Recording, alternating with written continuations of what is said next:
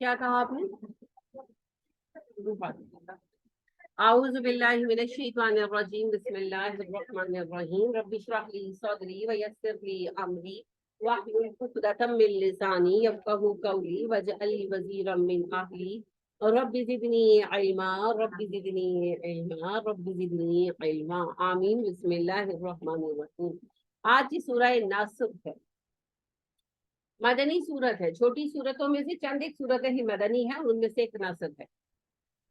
آپ کو پتا ہے اس کے نزول کے اعتبار سے یہ آخری سورہ۔ اللہ سبحانہ و تعالیٰ فرماتے ہیں اذا جاء نصر اللہ والفتح، جب مدد آ گئی اللہ سبحانہ و تعالیٰ کی اور فتح حاصل ہو گئی، وَرَأَيْتَ النَّاسَ يَدْخُلُونَ فِي دِينِ اللَّهِ أَفْوَاجًا، اور آپ نے دیکھا کہ لوگ داخل ہو رہے ہیں دین اللہ کے اندر فوج در فوج۔ فسبح بحمد ربک واستغفر، تو تسبیح کیجیے اپنے رب کی حمد کے ساتھ اور استغفار کیجیے۔ انہ کان توابا، وہ بہت توبہ قبول کرنے والا۔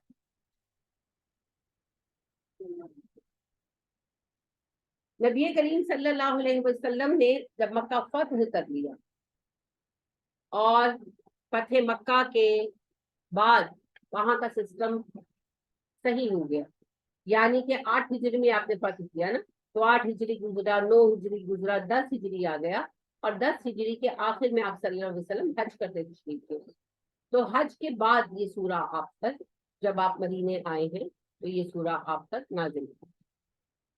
تو آپ صلی اللہ علیہ وسلم نے اس سورہ کو جب پڑھا تو آپ صلی اللہ علیہ وسلم نے سمجھ لیا کہ یہ میری واپسی کا پیغام ہے۔ بعض کا کہنا ہے حج سے پہلے نازل ہوئی، بہرحال یہ 10 ہجری میں، حج سے پہلے یا حج سے بعد، کہ آپ صلی اللہ علیہ وسلم نے جب اس سورہ کو پڑھا، جب آپ پر اتاری گئی، تو آپ صلی اللہ علیہ وسلم نے فرمایا کہ یہ اس بات کی انڈیکیشن ہے کہ میرا کام مکمل ہو گیا، اب میری واپسی کا وقت، اب میری وفات پر، کہ اللہ پاک نے کہا کہ آپ کو فتح حاصل ہو گئی اللہ کی نصرت سے، اور آپ نے دیکھا لوگ جوق در جوق جو ہے وہ دین میں داخل ہوئے۔ تو آپ دیکھیے جو 9 ہجری ہے اسے عام الوفود کہا جاتا ہے، کیونکہ ہر قبیلے کی گروہ ہے، مکہ فتح ہو گیا نا، تو لوگ یہی رکے ہوئے تھے کہ فائنلی کعبے پر کون قابض ہوگا، جو کعبے پر قابض ہوگا وہ حق پر ہوگا۔ تو مکہ فتح ہو گیا، مسلمانوں کے قبضے میں آ گیا کعبہ، تو لوگ دھڑا دھڑ مسلمان ہوئے، ایک ایک دن میں کئی کئی قبیلوں کے وفد آتے تھے، تو اسے عام الوفود کا نام دیا گیا، پورا عرب مسلمان ہو گیا، پورا عرب۔ تو اللہ نے کہا لوگ آ گئے دین کے اندر داخل ہو گئے، تو بس آپ کثرت سے تسبیح کریں، حمد کریں اور استغفار کریں۔ اب آپ یہ دیکھیے کہ آپ صلی اللہ علیہ وسلم تو ویسے ہی بہت کرتے تھے، تسبیح بھی حمد بھی، یہاں اور کثرت کے ساتھ کہا گیا۔ تو جب ہمیں یہ لگے کہ دنیا سے جانے کا ٹائم آ گیا، ایج کے اعتبار سے ہو جاتا ہے احساس، تو جب یہ محسوس ہونے لگے کہ بس آپ خاتمہ قریب ہے، تو پھر ذکر کی اور استغفار کی کثرت کرنی چاہیے۔ یہاں ایک سوچنے کی بات یہ ہے کہ نبی کریم صلی اللہ علیہ وسلم کی حیات مبارکہ کو دیکھے، کیا کیا تھا جس کے لیے آپ کو استغفار کا حکم دے رہا ہے۔ آپ صلی اللہ علیہ وسلم پچھلے 23 سال سے دن رات اللہ کے دین کے نفاذ کے لیے کام کر رہے ہیں، دن رات اس کے لیے ہر طرح کی قربانیاں دی، مالی، جانی، اور جو معاشرتی، کہ اپنے گھر بار کو تج دیا، ہر طرح کی تکالیف برداشت کی، اپنوں کی دوری صحیح، سب کچھ، ہر طرح کی باتیں برداشت کی، لیکن اللہ کے دین کے نفاذ کو ممکن بنایا، اور اس کے لیے بہت زیادہ قربانیاں، اور اس عظیم کام کو پورا کیا۔ مگر at the end of the day Allah کہہ رہے ہیں مستغفر ہوں، استغفار کرے، کس بات پر استغفار؟ اگر آپ نیک کام بھی کرتے ہیں اس کے بعد بھی استغفار ہی ہے، کیونکہ ہم کتنی بھی کوشش کر لیں ہم اللہ سبحانہ و تعالیٰ کے سٹینڈرڈ پر 100% پورے نہیں اتر، کوئی نہیں اتر سکتا۔ تو جو کمی کوتاہی ہو گئی، بنیادی اخلاق جو ہے وہ یہ نہیں ہے، یہاں بنیادی بات یہ نہیں بتائی جا رہی کہ نبی صلی اللہ علیہ وسلم کو استغفار ہی کرنی چاہیے صرف، اصل بات یہ بنیادی اخلاق سکھایا جا رہا ہے کہ نیکی کر کے اس ذوم میں مبتلا ہو جانا کہ میں نے بڑا تیر مار لیا، یہ نیکیوں کو ختم کر دینے کا سبب، یہ نیکی کے تحمل میں رکاوٹ بنے گا۔ اصل بات یہ ہے کہ نیکی کرنے کے بعد بھی استغفار کے پتہ نہیں کون کون سی کمی رہ گئی میرے کام میں۔ نبی کریم صلی اللہ علیہ وسلم نماز پڑھتے تھے اور آپ کیسی عمدہ نماز پڑھتے تھے۔ اما عائشہ کہتی ہے نا کہ میں آپ کی نماز کی حسن کو کیا بیان کروں۔ جب نوجوانوں نے پوچھا کہ اماں نبی صلی اللہ علیہ وسلم کی نماز کی کیفیت بتائیں تو اما عائشہ صدیقہ رضی اللہ تعالیٰ عنہا نے کہا میں تم سے نبی صلی اللہ علیہ وسلم کی نماز کا حسن کیا بیان کروں۔ آپ صلی اللہ علیہ وسلم جب قیام کرتے تو طویل قیام کرتے، اس قیام کا حسن میں تم سے کیا بیان کروں۔ اور جب آپ صلی اللہ علیہ وسلم رکوع میں جاتے تو طویل رکوع کرتے، تقریباً قیام جتنا، اور میں اس رکوع کا حسن تم سے کیا بیان کروں۔ اور جب رکوع سے آپ صلی اللہ علیہ وسلم کھڑے ہوتے قوما میں تو آپ صلی اللہ علیہ وسلم اتنا ہی طویل کرتے اسے جتنا آپ کا رکوع ہوتا، اور اس قوما کا حسن میں تم سے کیا بیان کروں۔ اور جب آپ صلی اللہ علیہ وسلم سجدے میں جاتے تو آپ کا سجدہ آپ کے رکوع جتنا ہی طویل ہوتا، اور اس سجدے کا حسن میں تم سے کیا بیان کروں۔ اور جب آپ صلی اللہ علیہ وسلم سجدے سے اٹھ کر بیٹھتے تو آپ کا جلسہ آپ کے سجدے ہی کے برابر ہوتا، اور آپ صلی اللہ علیہ وسلم اس جلسہ کا حسن میں تم سے کیا بیان کروں۔ اور جب آپ صلی اللہ علیہ وسلم اگلے سجدے میں جاتے تو آپ کا وہ سجدہ آپ کے پچھلے سجدے اور جلسہ کے برابر ہوتا، یعنی تعدیل ارکان کا پورا خیال رکھتے ہیں، اور اس کا حسن میں تم لوگوں سے کیا بیان کروں۔ ایسی حسین نماز تھی، مگر سلام پھیرتے ہی سب سے پہلے کیا پڑھتے تھے آپ؟ استغفر اللہ استغفر اللہ استغفر اللہ۔ کس بات کے لیے نماز پڑھی نا، اس پر کس بات کی استغفار ہے؟ جو کمی رہ گئی، جو کوتاہی رہ گئی۔ یہاں تو کام ہم تو خیر کچھ بھی نہیں کرتے، مگر ہمیں گمان بہت ہے کہ ہم نے تو بڑے تیر مار لیے، ہم تو بڑے عظیم لوگ ہیں، ہم نے تو پتہ نہیں کون سی نیکیاں کما لی ہیں۔ نبی کریم صلی اللہ علیہ وآلہ وسلم نے پوری زندگی دین کے لیے دے دی، 23 سال، مگر آپ صلی اللہ علیہ وسلم کو کیا حکم دیا جا رہا ہے؟ وَاسْتَغْفِرْ، اللہ سے استغفار کیجئے نبی صلی اللہ علیہ وسلم کہ کوئی کمی نہ رہ گئی ہو، کوئی کوتاہی نہ رہ گئی ہو۔ ہم لوگ 2 لیکچر دے لیں یا 2 لیکچر اٹینڈ کر لیں، ہم کسی قرآن کلاس کو جوائن کر لیں تو ہمارا ایٹیٹیوڈ یہ ہو جاتا ہے کہ ہم سپر لوگ ہیں نا، ہم کہتے ہیں سانو پتہ ہے اسی جاننے قرآن کلاس، یہ تو ہمارا ایٹیٹیوڈ ہے۔ لیکن آپ دیکھیں بالکل علیحدہ اخلاق ہے جو قرآن ہمیں سکھا رہا ہے۔ نیکی کرنے کے بعد استغفار کریں۔ سورہ مومنون کا آپ کو یاد ہو پہلا رکوع، تو اس میں اللہ مومنوں کی صفات بیان فرماتے ہیں کہ مومن نماز ادا کرتے ہیں اور نمازوں میں مستقل مزاج ہوتے ہیں، زکوٰۃ ادا کرتے ہیں، عاجز ہوتے ہیں، لغو باتوں سے پرہیز کرتے ہیں، اور اچھائی کا حکم دیتے ہیں، برائی سے دور رہتے ہیں، اکڑ کر نہیں چلتے۔ یہ ساری خوبیاں بیان کرنے کے بعد آخر میں آتا ہے اور آخر رات میں اٹھ کر یہ استغفار کرتے ہیں، آخر رات میں تہجد میں، کہ یعنی سارا دن نیکی پر گزار کر وہ اینڈ اپ کس پر کرتے ہیں؟ استغفار پر۔ تو اما عائشہ صدیقہ رضی اللہ تعالیٰ عنہا کہتی ہیں میں نے پوچھا اللہ کے نبی صلی اللہ علیہ وسلم کہ ان نیک افراد کے لیے ہے استغفار؟ تو آپ نے کہا ہاں، یہ استغفار نیکوں ہی کے لیے، کہ یعنی جو نیکی کا کام کرے گا اسی کو یہ احساس ہوگا کہ کوئی کمی بیشی نہ رہ جائے، اور پھر وہ استغفار کی کثرت کرے گا۔ تو یہ نبیوں کا طریقہ ہے جی، نبی کریم صلی اللہ علیہ وآلہ وسلم کا شیوا ہے۔ اور آپ کو سبھی نبیوں کا جو ہے نا ملے گا ریفرنس قرآن میں کہ جب ان سے کوئی غلطی ہوئی انہوں نے استغفار کی۔ پہلے نبی کون تھے؟ آدم علیہ السلام، تو انہوں نے کیا معافی مانگی تھی؟ ربنا ظلمنا انفسنا وان لم تغفر لنا وترحمنا لنكونن من الخاسرین۔ حضرت یونس علیہ السلام کیا دعا ہے ان کی؟ لا الہ الا انت سبحانک انی کنت من الظالمین۔ استغفار ہے، استغفار ہے نا، اللہ جب مجھ سے غلطی ہوئی ہے، میں غلط ہوں، آپ تو ظلم سے پاک ہیں، تو آپ مجھے معاف فرما دیجیے۔ اسی طرح آپ دیکھیں سلیمان علیہ السلام کا جو معاملہ ہوا تھا، جب وہ بچے والا بھی معاملہ ہوا کہ انہوں نے کہا کہ اللہ جی میرے جتنے بچے ہوں گے سارے ہی میں مجاہد بناؤں گا، تو سب بیویوں سے میرا ایک ایک بیٹا ہوگا۔ پھر اللہ کا کرنا ایسا ہوا کہ ایک ہی بیٹا ہوا اور وہ بھی مرا ہوا، تو پھر انہوں نے اللہ سے دعا مانگی ربی اغفر لی، اللہ مجھے معاف فرما دے، وہب لی ملکا لا ينبغي لأحد من بعدی، اللہ مجھے معاف کر دے، مجھے ایسی حکومت عطا فرما جو میرے بعد کسی کے بس میں نہ ہو۔ تو استغفار مانگی، غلطی ہو جائے تو استغفار۔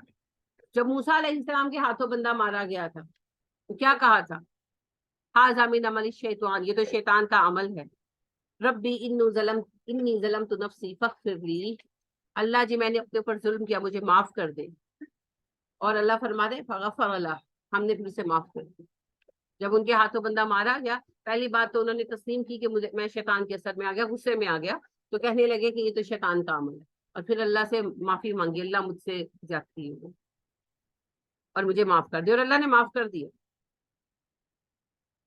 نبی کریم صلی اللہ علیہ وسلم کے بارے میں آپ جانتے ہیں، آپ صلی اللہ علیہ وسلم نے فرمایا یا ایھا الناس توبوا الی اللہ فانی اتوب الیہ فی اليوم 100 مرہ، اے لوگو اللہ کی طرف توبہ کرو، میں ایک دن میں 100 مرتبہ استغفار کرتا ہوں۔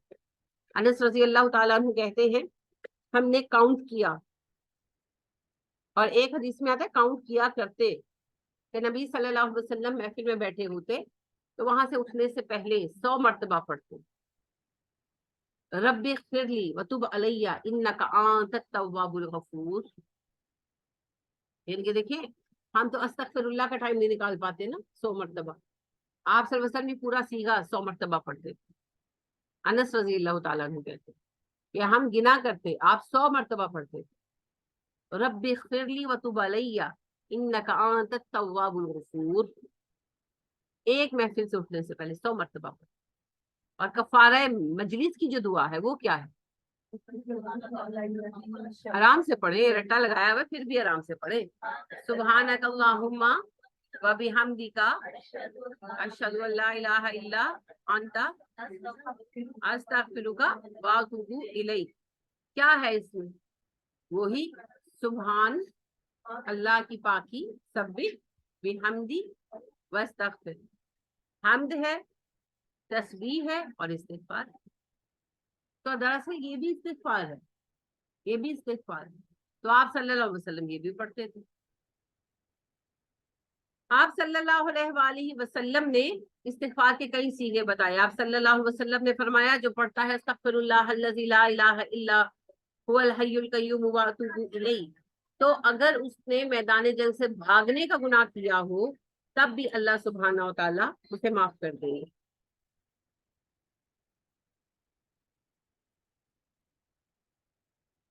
نبی کریم صلی اللہ علیہ وآلہ وسلم نے ہمیں مشکلوں کے حل کے لیے بھی یہی وظیفہ بتایا۔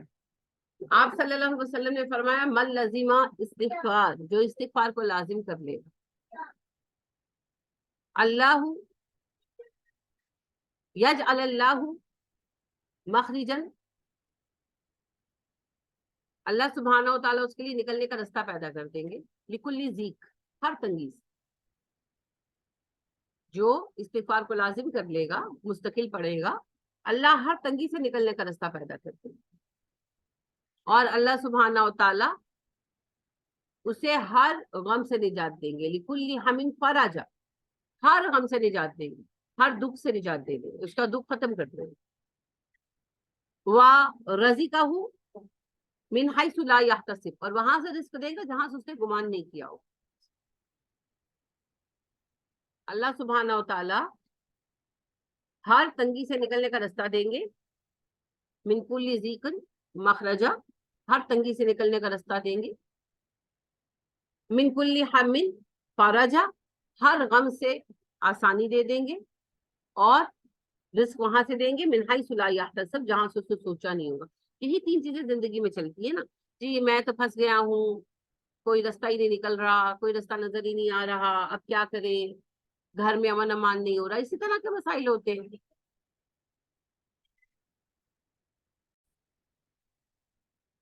دوسرا مسئلہ ہے غم۔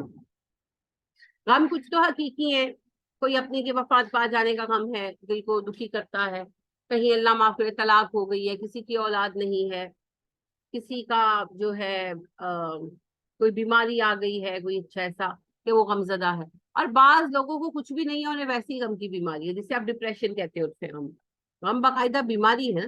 شیطان کیسے آپ پر حملہ آور ہوتا ہے؟ اس کے کچھ خاص راستے ہیں نا، یا تو وہ آپ کو خوش فہمیوں میں ڈالتا ہے جسے ہم کہتے ہیں تکبر، یہ ایک راستہ ہے اس کا. پھر اس کے علاوہ ریاکاری، یہ بھی ایک راستہ ہے اس کا. پھر ایک اور اس کا جو بہت بڑا راستہ ہے، جو اس کا بہت بڑا ٹریپ ہے، جال ہے، وہ ہے غم، مظلومیت.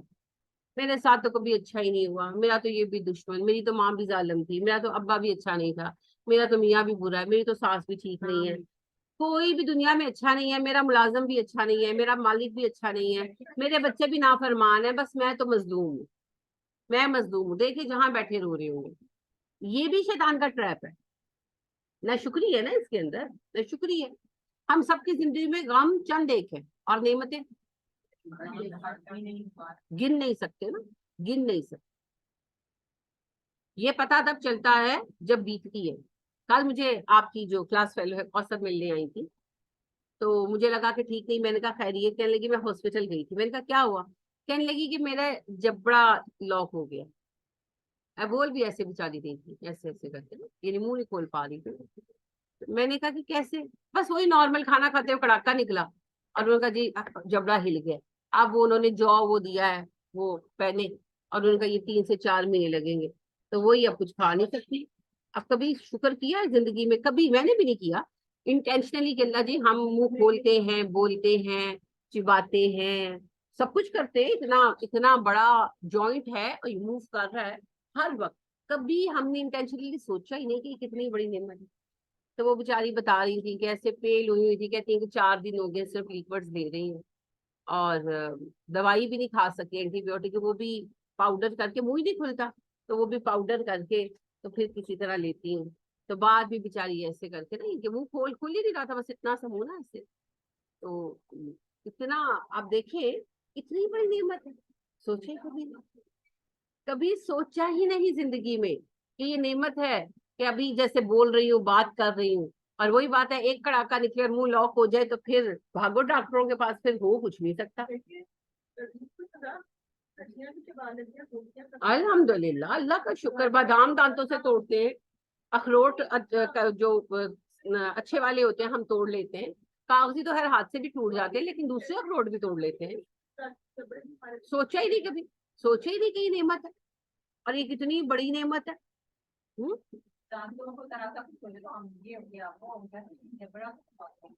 کبھی سوچا ہی نہیں نا، کبھی سوچا ہی. میں نے خود نہیں، میں نے آپ کو پہلے کہا میں نے خود کبھی نہیں سوچا. یعنی ویسے میں الحمدللہ اللہ کی نعمتوں کا شکر ادا کرتی ہوں، اس کی توفیق ہے، لیکن انٹینشنلی کبھی جبڑے کا نہیں سوچا. تو میں نے کل کہا، میں نے کہا اللہ جی آپ کی بڑی مہربانی ہے، جتنا مجھے بولنا پڑتا ہے کہ میرا جبڑا لاک ہو جائے خدا نہ کرے تو میں تو ایک دن مجھے پڑھانا مشکل ہو جائے، کیونکہ وہ بیچاری تو بول بھی نہیں پا رہی تھی. تو آپ دیکھیں کتنی نعمتیں ہیں، کتنی نعمتیں ہیں. ایک خاتون اپنی بچی کو ڈاکٹر سے لے کر آئی تھی، چھوٹی سی بچی کو. تو میں نے ان سے پوچھا، میں نے کہا کیا ہوا، کس لیے لے کر گئی تھی؟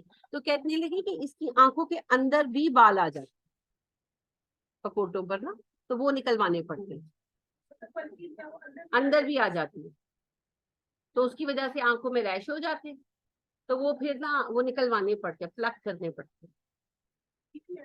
تکلیف ہے، ڈیفینیٹلی تکلیف ہے. تو کہتی ہے وہ ڈاکٹر کہتا ہے کہ یہ خود ہی آہستہ آہستہ اگر ہوگا ٹھیک ہوگا، ورنہ ہو سکتا ہے کہ ایسے ہی رہے. بعض لوگوں میں بالوں کے ہارمون زیادہ ہوتے ہیں تو ایسا ہوتا ہے، یہ ہے ڈیزیز، ریئر ہے لیکن ہے. تو بس جب ہوں تو آپ لگ کر دیں. تو چھوٹی بچی ہے، وہ بس میں نہ آئے تو پھر میرے پاس لے. تو ساتھ اس نے ڈراپس کی وجہ سے. اب دیکھیے یہ بھی ایک ڈیزیز ہے. مجھے تو اللہ رحم فرمائے پتہ ہی نہیں تھا. میں اتنی حیران ہوئی کہ آنکھوں پلکوں کے اندر بھی بال آ جاتے ہیں، اور وہ پھر ظاہری بات ہے اب آنکھ کے اندر ایک بال چلا جائے تو کتنی تکلیف ہوتی ہے. تو جس چھوٹے سے بچے کو نکل آئیں گے تو اس کی آنکھ میں کتنا ریش ہوگا. تو وہ پھر پلک الٹ کے نا تو وہ پھر پلک کر دیں. جی جی ہاں. تو وہ بال آ جاتے ہیں نا اس کے واٹر لائن کے اگینسٹ، جیسے باہر واٹر لائن کے اگینسٹ بال ہے، اندر بھی اگینسٹ اس کے بال آ جاتے اسی طرح. پروال، اچھا مجھے نہیں پتا جی، میں نے پہلی دفعہ یہ چیز سنی ہے. اور اس کی آنکھیں ایسے ریڈ، چھوٹی سی بچی ہے 4.5 سال کی. تو وہ کہہ رہی ہے کہ وہ یعنی انہوں نے کہا اب یہ رہے گا، یہ ایسے ہی رہے گا، آپ نے اس کی ٹینشن نہیں لینی، ڈینجرس نہیں ہے، لیکن آپ کو پلک آؤٹ کرنے پڑیں گے. تو یہ بعض لوگوں کا ٹھیک ہو جاتا ہے ہارمون، اور بعض بچے جو ہیں، بعض لوگ جو ساری زندگی ان کا چلتا رہتا ہے. لیکن آپ دیکھیں دس از سو ان ہیومن، یعنی آپ اگر سوچیں تو کتنی تکلیف ہے. بال اتارنا کون سا آسان ہے؟ یہ کبھی اگر آپ کو کوئی بال جیسے چین وغیرہ پر آ جاتے تو اتارتے تکلیف ہوتی ہے نا. تو اب جب یہاں سے اتارے جائیں گے تکلیف تو بچے کو تب بھی ہوگا. پلک ہی کرنا ہے, ہاتھ ویزر لے کر پلک کرنا ہے.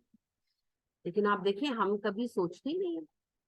الحمدللہ ولک الحمد ولک الشکر, کتنی نعمتیں ہیں. ولک الحمد ولک الشکر, اتنی نعمتیں اللہ نے دے رکھی ہیں, اتنی نعمتیں دے رکھی ہیں الحمدللہ کہ ہم ان کو ازیوم بھی نہیں کر سکتے, ازیوم بھی نہیں کر سکتے. الحمدللہ. اور اللہ بالکل سچ فرماتے ہیں, تم میری نعمتیں گننا چاہو گے تم گن نہیں پاؤ گے. کس کس نعمت کو گنے؟ یہ ہماری لیئرز ہی میں کہتی ہوں کمال ہیں. یہ جو سکن کی لیئرز ہی ہیں یہ آپ کے سامنے ہے. یہ اتنا سا زخم جو بیچ میں زیادہ گہرا جلا ہوا تھا ابھی تک ہیل ہونے پہ نہیں آیا. ابھی بھی میں نے ایسے کیا تو اندر درد ہوتا ہے, ان کے ابھی بھی اندر زخم سچا ہے. وہ میں نے دکھایا بھی, ایک اسکن اسپیشلسٹ ہے ان کو, تو وہ کہہ رہے تھے کہتے ہیں یہ اندر سے زخم سچا ہے, یہ ابھی ٹائم لگے گا. تو آپ دیکھ لیں 2 مہینے ہونے کو آگے, آج 15 ذی-القعدہ ہو گئی ہے ماشاءاللہ, 19 رمضان کو جلا. تو آپ دیکھیں کہ یہ ایک لیئر جو ہے یہ کتنی بڑی پروٹیکشن ہے, کتنی بڑی پروٹیکشن ہے. ہم سب کچھ کرتے ہیں, ہر طرف ہاتھ گھساتے ہیں, کبھی پتہ بھی نہیں چلتا. تو یہ ایک ہلی ہے. تو وہی بات ہے کہ آپ کہیں ہاتھ لگا کے تو دیکھیں.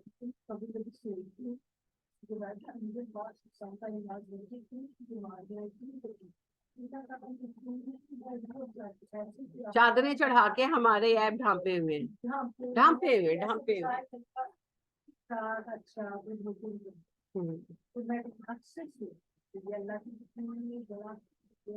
انعام ہے ہمارے اوپر, اور اللہ جو ہے انہوں نے ہمیں کتنا خوبصورت بنایا ہے اور کتنی نعمتیں دی ہیں جن کا ہم کبھی کبھی شکر ادا نہیں کرتے, کبھی شکر ادا نہیں کرتے. ہم سوچتے ہی نہیں یہ کتنی بڑی نعمتیں ہیں اور ان کے ہمیں کتنے زیادہ نفع ہیں, کتنے زیادہ نفع ہیں. اور یہ آپ دیکھیں جبڑے وغیرہ کی بات, اور باقی پوری آپ کی باڈی ایک نعت ہے. میں یعنی مجھے اسمیلز بہت کم آتی ہے کیونکہ مجھے الرجی رہی ہے بہت عرصہ. تو اب شکر ہے کہ مجھے الرجی میں تو فرق ہے, لیکن میری اسمیل کی قوت کم ہے. یعنی کہ دوسرے جہاں ناچ رہے ہوں گے نا کہ کوئی اسمیل آ رہی ہے, اسمیل آ رہی ہے, مجھے نہیں پتا چلتا. تو اب دیکھیں یہ بھی ایک نفع بھی ہے اس میں سے, لیکن فائدہ بھی ہے, لیکن اس میں بعض اوقات نقصان بھی ہے. اچھا پرفیوم وغیرہ جیسے مجھے شوق ہے, میں لگاتی ہوں, لیکن مجھے پرسنلی اسمیل نہیں آتی بہت تیز. جیسے عود وغیرہ ہو تو مجھے خوشبو آتی ہے, مجھے عام باڈی پرفیومس کی اسمیل نہیں آتی. تو میں تو دوسروں کے لیے لگاتی ہوں. ہاں اس دن میں اپنی بیٹی کی طرف گئی تو میرا نواسا مجھے کہنے لگا نانو آپ کتنی اچھی ہیں, آپ سے خوشبو آتی ہے, آپ نہا کر آتی ہے. بھائی کا اپنے بڑے کا کرتے کہتے یہ نہیں نہاتا, اس سے بڑی اسمیل آتی. میں نے کہا اچھا ٹھیک ہے. چھوٹا ہے نا, 6 سال کا ہے. وہ ایکچولی اپنے بھائی کو کہنا چاہ رہا تھا, تو کہتا یہ نافے بھیا نہیں نہاتا, اس سے بڑی اسمیل آتی ہے. تو آپ نہا کر آتی ہے, مجھے خوشبو آتی ہے. میں نے کہا اچھا, نہانے کے علاوہ خوشبو بھی لگا کر آئی ہوں. الحمدللہ. تو یعنی آپ دیکھیں یہ اسمیل کتنی بڑی یہ نعمت ہے. آپ کو کھانے کی اسمیل آتی ہے تو آپ کی ایپیٹائز جو ہے وہ کام کرتی ہے. لہذا جی بالکل, کھانے کو سب سے پہلے آپ کو اسمیل آتی ہے نا, اور آپ کے دل میں خواہش پیدا ہوتی ہے, آپ کا ذہن متحرک ہوتا ہے, کہتا ہے اچھا اب کھانا ہے, یہ خوشبو اچھی ہے, یہ کچھ ایڈیبل ہے. تو مقصد میرے کہنے کا یہ ہے کہ کتنی نعمتیں ہیں, ہم نے کبھی سوچا نہیں, ہم نے کبھی ان کا شکر ادا کرنے کی زحمت ہی نہیں کی. ایک میں نے پیشنٹ دیکھا تھا, یہ ریئر کیسز میں سے ہے, ان کے نیلز نہیں بنتے تھے, نیلز نہیں بنتے تھے. تو وہ ہلکا سا ایسے کور آتا تھا, ان کے نیل وہ نہیں بنتے تھے, اسٹرانگ نہیں ہوتے تھے, بلکہ ایک طرح سے نیلز بنتے ہی نہیں تھے, بس وہ جھلی سی آتی تھی. تو اب ظاہر ہے وہ اپنے ہاتھ یوز نہیں کر پاتا تھا, اس کو بہت تکلیف تھی. تو انہوں نے پھر اس کو ایک میڈیکیٹڈ, یہ بھی باقاعدہ بیماری ہوتی ہے. میں ہاسپٹل کسی کو وزٹ کرنے گئی تھی, تو وہ میں نے وہ دستانے دیکھے, وہ تو میں نے پھر ان سے پوچھا, کیونکہ وہ بڑی عجیب مجھے لگی چیز, کہ وہ انہوں نے ہاتھ کی طرح کے اسکن ٹائپ کے وہ دستانے بنائے تھے, اور اس کے اوپر نیلز تھے. تو وہ پھر انہوں نے کہ کام کرنے کے لیے پہن لے. ٹھیک ہے, لیکن آپ خود سوچ سکتے ہیں دس از ناٹ دیٹ ایزی. گرمی ہے, سب کچھ ہے, اور پھر آپ کتنی دیر پہن سکتے ہیں؟ پھر اس کے ساتھ وہی سب کچھ تھا نا کہ آپ جب پہنیں گے پھر آپ کو فنگل انفیکشن بھی ہونے کا خطرہ ہے، تو آپ نے جب کام کرنا ہے اتارنا ہے، پھر آپ نے ہاتھ ڈرائی رکھنے ہیں، آپ نے یہ کریمیں لگانی ہے کہ وہ آپ جب دستانے پہنے رہیں گے تو ڈیفینیٹلی فنگل انفیکشن تو ہوگا. ہمارا تو 8 مہینے گرمی رہنے والا ملک ہے. تو آپ دیکھ لیں کہ یہ نیلز جن کو ہم کوئی ویلیو ہی نہیں کرتے، نہیں کر سکتے، ڈیفینیٹلی نہیں کر سکتے. لیکن آپ دیکھیں کہ ایک اگر ناخن ٹوٹ جائے تو آپ نہیں کر سکتے نا. ہاں کتنی تکلیف ہوتی ہے. تو اللہ نے یہ نیلز بنائے ہوئے ہیں، ہم ان کے ساتھ کام کرتے ہیں. اللہ نے میدا بنایا ہے، ہم لوگ جو ہے وہ کرتے ہیں، کھاتے ہیں، پیتے ہیں. دنیا میں یعنی کہ ایسے ایسے لوگ جو ہیں 10 لاکھ میں ایک ایسا بندہ ہوتا ہے جس کا میدا نہیں بنتا. تو ایک ایسی خاتون کا میں دیکھ رہی تھی، انہوں نے PhD کی ہے، پڑھاتی بھی ہیں. وہ ایک دن میں وہ خاتون 70 مرتبہ کھاتی ہے، کیونکہ وہ جو کھاتی ہے وہ نکل جاتا ہے، میدا تو ہے ہی نہیں. ہاں باڈی میں رکتا نہیں ہے. اور آپ دیکھیں اللہ معاف کرے، وہ جس کو کہتے ہیں نا کہ ہڈی کے اوپر چمڑا، بس کچھ بھی نہیں، صحت ہو ہی نہیں سکتی. ہاں بس زندگی، اور وہ انرجی سے بار بار لینی پڑتی ہے. کیونکہ میدا دیکھیں کیا ہے، میدا اتنا انٹیلیجنٹ سسٹم ہے ہمارا کہ یہ ہماری پوری باڈی کو جو چاہیے وہ بھیجتا ہے، کھانے کو گرائنڈ کرتا ہے، پھر وہ ساری جو اس کی نیوٹریشن ویلیو ہے اس کو الگ کرتا ہے. جہاں آئرن جانا ہے آئرن جا رہا ہے، جہاں آیوڈین جانی ہے آیوڈین جا رہی ہے، جہاں جو ہے نمکیات بھیجنے جو جہاں بھیجنا ہے وہ وہاں بھیج رہا ہے. یہ سارا کام میدا کرتا ہے. جب وہ ڈسٹریبیوٹر موجود ہی نہیں ہے تو باڈی کو کیا ملنا. تو آپ دیکھیں کہ کھانا بھی دن میں 70 ٹائمز کھانا ان 24 آورس، کتنی بڑی مشقت ہے، کتنی بڑی مشقت. ظاہری بات ہے جو کھایا پھر اس کو نکالنا بھی ہے. تو 70 ٹائمز کھانا مینس 70 ٹائمز اسے واش روم بھی بیچاری کو جانا پڑتا. تو کتنی مشکل زندگی ہے اس بیچاری کی. جی جی بالکل. ہاں کتنا اریٹیٹ ہو رہا ہوتا ہے. پھر ڈاکٹر کہتے ہیں آپ نے بار بار لیکوڈ لینا ہے. جب موشن وغیرہ لگ جائیں گے، ڈی ہائیڈریشن نہ ہو تو کتنا غصہ چڑھتا ہے نا. دل نہیں چاہ رہا، گھر والے پیچھے پڑے ہوئے، اچھا تھوڑا سا پی لو. کتنا انسان اپنے آپ سے آوازار ہوا ہوتا ہے. تو آپ دیکھیں جس بندے کی زندگی ہے ایسی. ایک اور صاحب کو میں نے دیکھا، اور یہ کیس جو ہے یہ کروڑ میں ایک ہوتا ہے جی. جو ہے یہ ڈسکوری پر ان کا وہ پوری رپورٹ تھی. ان کی رخسار کی یہ ہڈیاں نہیں ہیں، یہ چیک بونز نہیں ہے. تو اب آپ دیکھیں کہ وہ منہ کیسے موو کرے گا، کیسے، وہ اسٹرکچر ہی نہیں. اب چیک بونز نہ ہونے کا مطلب یہی ہے کہ مسوڑے بھی مضبوط نہیں.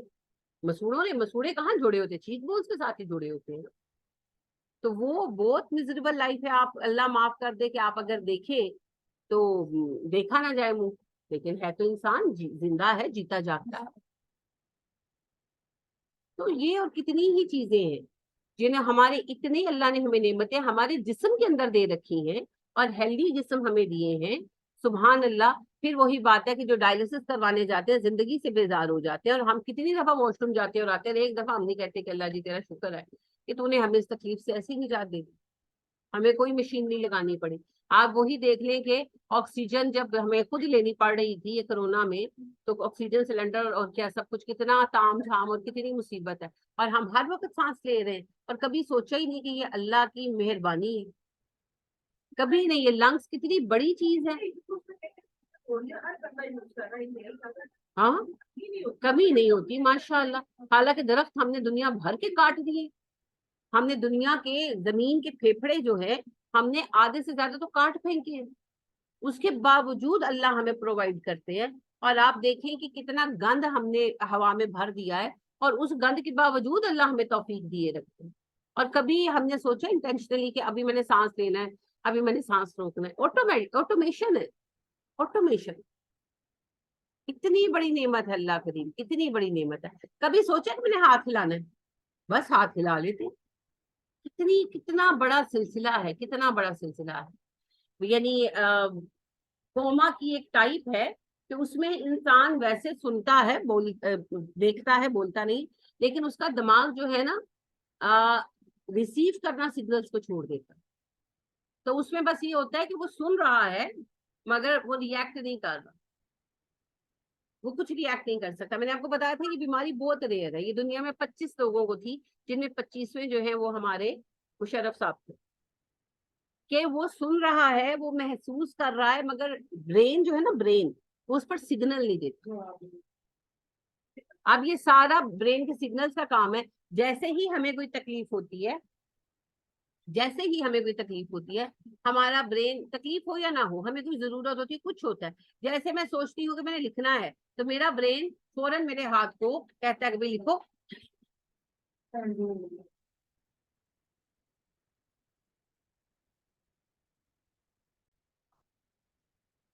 تو یہ جو ہے نا نعمتیں, ہمیں لگتا ہے نعمت اصل میں ہماری سوچ یہ ہو گئی ہوئی ہے, نعمت کا مطلب ہے پیسہ.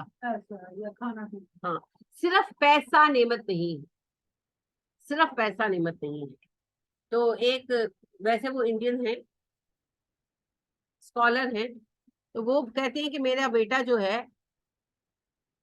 اس کو جاب آفر ہوئی باہر سے نا, امریکہ سے, تو اس نے کہا کہ ابا کیا میں چلا جاؤں, تو وہ کہتے ہیں میں نے کہا نہیں. تو کہنے لگا ابا میں جاؤں گا تو آپ کی زیادہ اچھی کیئر کر سکوں گا وغیرہ. تو وہ کہنے لگے کہ بیٹے بات یہ ہے کہ تم وہاں رہ کر مجھے زیادہ پیسے بھیجو, اس سے زیادہ خوشی مجھے یہ ہوگی کہ تم مجھے تھوڑے پیسے دو مگر رات کا کھانا میرے ساتھ. اور پھر انہوں نے ایک جملہ کہا کہ پیسہ سکھ ہے لیکن یہ دنیا کا واحد سکھ نہیں. تو بات واقعتاً یہی ہے, ہم لوگ ہر چیز کو پیسے سے منسوخ کر لیتے ہیں. خوشی کا تعلق براہ راست پیسے سے نہیں ہے. ہاں, بعض چیزوں میں پیسہ آسانی دیتا ہے, میں اس بات سے انکار نہیں کرتی, واقعی پیسے سے زندگی میں بہت آسانی آتی ہے, لیکن پیسہ واحد چیز نہیں, پیسہ واحد چیز نہیں. لہذا بہت بہت پیسے والے بہت بہت دکھی ہیں, اور بہت سارے غریب بہت خوش ہیں. تو جائز طریقے سے دنیا حاصل کرنے کی کوشش تو ضرور کریں, لیکن بات یہ ہے کہ نعمت صرف پیسہ نہیں ہے, نعمتوں میں ہر وہ چیز شامل ہے جو ہمیں حاصل. کھانے کا ذائقہ محسوس کر, میرے سسر ابا بہت بوڑھے ہو گئے تھے, انہیں کھانے کا ٹیسٹ آنا ختم ہو گیا. تو جس کھانے کو ہم سب انجوائے کریں گے, کوئی کھانا فرض کریں بنایا ہے, لیٹ سپوز سردی سوپ بنایا, سب بہت اچھا مزہ آ گیا, کیا بجے ایک ہی بنا ہے, ابال کے سامنے رکھتا ہے, ان کو ٹیسٹ نہیں آتا. میڈیسن کی بات نہیں ہے, ایک ایج کے بعد آپ کے ٹیسٹ بڈس کام کرنا کم ہو جاتے ہیں, پھر بند ہو جاتے ہیں. ٹھیک ہے, کھانا بنایا ہے, کوئی بھی کڑاہی بنائی, آلو گوشت بنایا, سب مزے لے لے کے کھا رہے ہیں, ایک ہی ہے. اچھا, پھر انہوں نے آزار ہو کے کہنا سالن ڈالنا, بریڈ ڈالنی, اور کہنا کہ مجھے نا گرائنڈ کر کے لا دو, اور اس کو پی لینا. ٹیسٹ نہیں آتا تھا, انرجی تو چاہیے, انرجی کا وہ انٹیک کر لیتے تھے. اچھی سے اچھا پھل لے کر آؤ, آم ہے, سب کھا رہے ہیں, مزہ کر رہے ہیں کہ وہی چوسا ہے, بہت میٹھا ہے, کہ ہو جائے ہمیں پھل نہیں لینا آندا, ٹیسٹ نہیں آ رہا, ان کو ٹیسٹ نہیں آ رہا, وہ اپنی جگہ سچے ہیں. ہم اگنور کر دیتے تھے, کیا کہیں ابا جی کو, کیسے سمجھائیں. تو وہ یہ ماننے کو تیار نہیں تھے کہ مجھے اب ٹیسٹ نہیں آتا. تو ٹیسٹ کتنی بڑی نعمت ہے کہ ہم ہر چیز کا مزہ لیتے ہیں, یہ ایسی ہے, یہ ویسی ہے, یہ میٹھی ہے, یہ کھٹی ہے, کتنی بڑی نعمت ہے.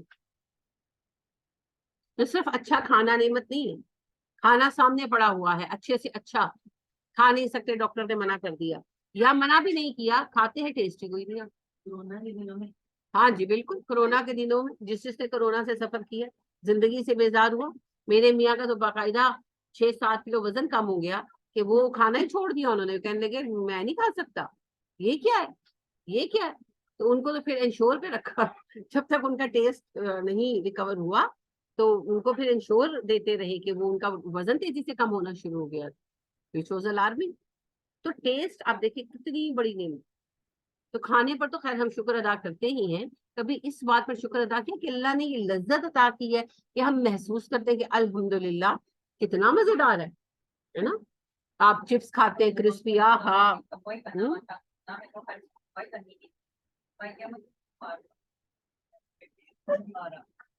تقریباً کورونا سے ہر کسی نے سفر کیا. ہاں, لیکن یہ بات ہے کہ ٹیسٹ نہ آنے سے زندگی میں لطف ضرور ختم ہوتا. زندگی میں نمک چاہیے نا, کچھ مٹھاس چاہیے. ہاں جی, خوف تو بالکل, ہاں بچے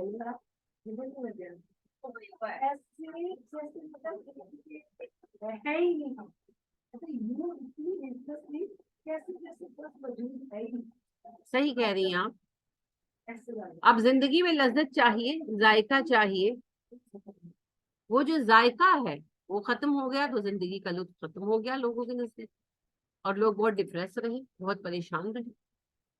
تو آپ دیکھیے کہ ذائقہ آنا یہ کتنی بڑی نعمت, جسے ہم نے کبھی نعمت کنسیڈر کر کے اللہ کا شکر ادا ہی نہیں کیا. تو یہ اتنی نعمتیں ہیں جنہیں ہم صبح سے شام تک استعمال کرتے ہیں, اور ان نعمتوں کے بدلے میں ہم اللہ سبحانہ و تعالیٰ کا نہ تو شکر ادا کرتے ہیں اور نہ ہی ان نعمتوں کا حق ادا کرتے ہیں. تو پھر ہمیں کیا کرنا چاہیے؟ استغفار, کیونکہ اس سے اللہ سبحانہ و تعالیٰ نعمتیں بڑھا دیتے, نعمتوں میں اضافہ کرتے, مسائل کا حل جو ہے ہمیں فراہم کرتے. نبی کریم صلی اللہ علیہ وسلم نے فرمایا, میں تمہیں بتاؤں تمہاری بیماری کیا ہے اور اس کا علاج کیا؟ تمہاری بیماری ہے گناہ اور اس کا علاج ہے استغفار. تو استغفار کی کثرت. آپ صلی اللہ علیہ وسلم نے حدیث سنائی صحابہ کو, اور کئی بار آپ سن چکے ہیں. آپ صلی اللہ علیہ وسلم نے فرمایا کہ جب ایک شخص صحرا میں سفر کر رہا ہو, اس کا سارا سامان ایک اونٹ پر لدا ہو اور وہ اونٹ گم ہو جائے, وہ اونٹ کو ڈھونڈے ڈھونڈے ڈھونڈے اونٹ نہ ملے, اور پھر وہ مایوس ہو کر آ کر ایک پتھر پر سر رکھ کر لیٹ جائے, سوچ رہے کہ اب تو بس مرنا, اور وہ اونٹ خود ہی پاس آ کر کھڑا ہو جائے, اور وہ بندہ اتنا خوش ہو, اتنا خوش ہو کہ خوشی میں گویا دیوانہ ہو بیٹھے. اور ایک حدیث میں الفاظ آتے ہیں کہ ایسے ہی دیوانگی اس پر طاری ہو کہ کہے اللہ انت عبدی و انا ربک, اتنا دیوانہ ہو جائے کہ بات الٹ گئے کہ تو میرا بندہ اور میں تیرا رب ہوں, اتنا دیوانہ ہو جائے خوشی میں. تو اس کیفیت کو تم سمجھ سکتے ہو. اور ایک حدیث میں بات پھر آ گئی ہوں بڑھتی ہے کہ آپ نے کہا جب وہ پاس آ کے کھڑا ہو جائے تو تم اندازہ کر سکتے ہو کتنا خوش ہوگا. صحابہ نے کہا اس کی خوشی کا اندازہ نہیں لگایا جا سکتا. تو آپ نے کہا جب ایک بندہ استغفار کرتا ہے تو تمہارا رب اتنا ہی خوش ہو, اتنا ہی خوش ہو. یہ اللہ سبحانہ و تعالیٰ کا ہم پر فضل ہے. آپ کو پتا ہے جب شیطان نے چیلنج کیا تھا کہ اللہ تیری عزت و جلال کی قسم ہے میں انہیں بہکاؤں گا, تو اللہ نے کیا کہا تھا؟